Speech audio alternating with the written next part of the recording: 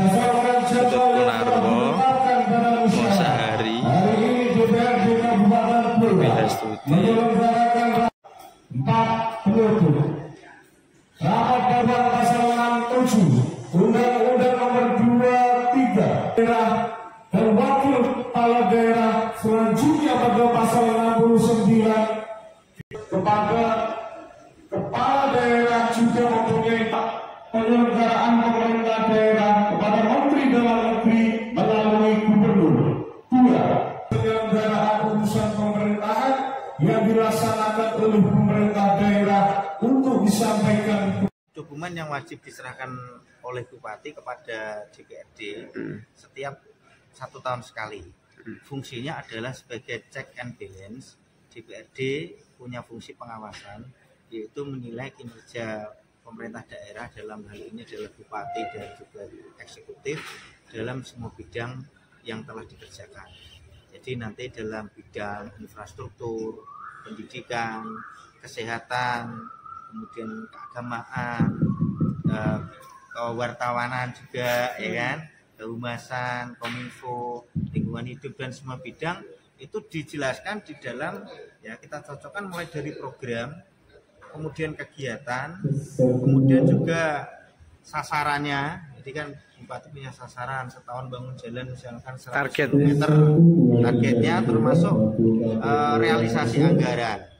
Nah, saat ini fokusnya pemerintah daerah itu adalah ya realisasi anggaran atau keterserapan anggaran itu harus tinggi. Jadi kami mengusulkan nanti ini kan masih dalam waktu 1 bulan ke depan ini kan DPRD akan membahas dan juga menilai kinerja Bupati melalui dokumen LKPJ. Nanti per OPD perangkat daerah itu akan ada ya penilaian-penilaian. Misalkan Dinas Pendidikan ini keterserapan anggaran berapa persen, kinerjanya bagaimana, kemudian JPO berapa persen, dan sebagainya. Salah satu output pembangunan itu adalah keterserapan anggaran, salah satunya selain kualitas. Nah, keterserapan anggaran itu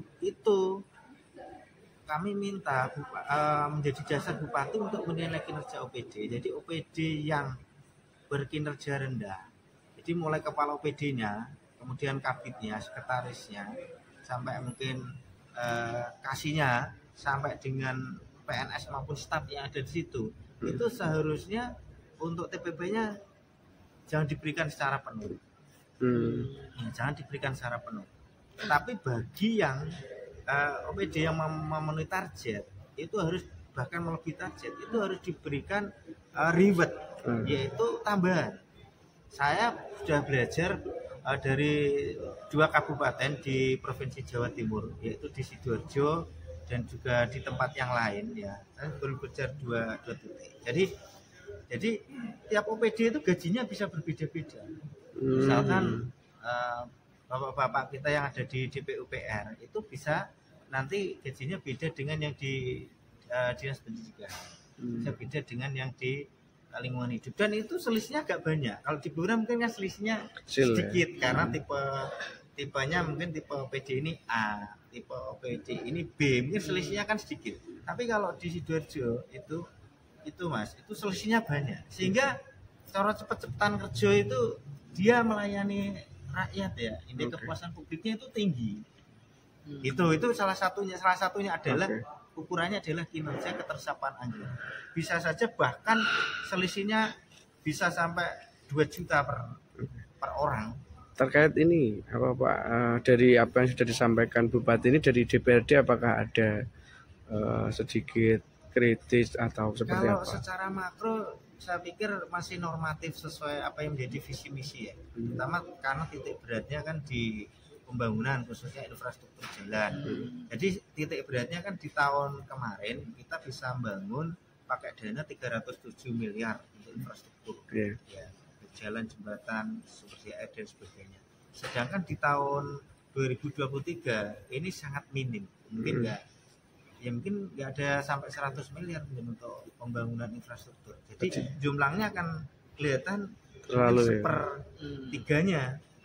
Semoga nanti impres yang dikomunikasikan ke pusat itu benar-benar realisasi, karena di situ kan ada 5 titik, ya, yang yang dari pusat, lelangnya pusat ya. Tetapi itu semoga kita berdoa bersama agar itu clear sehingga Gelora akan lebih bagus. Tapi kalau saya bicara yang APBD ini, kita pembangunan infrastrukturnya cuma sepertiga dari yang tahun kemarin.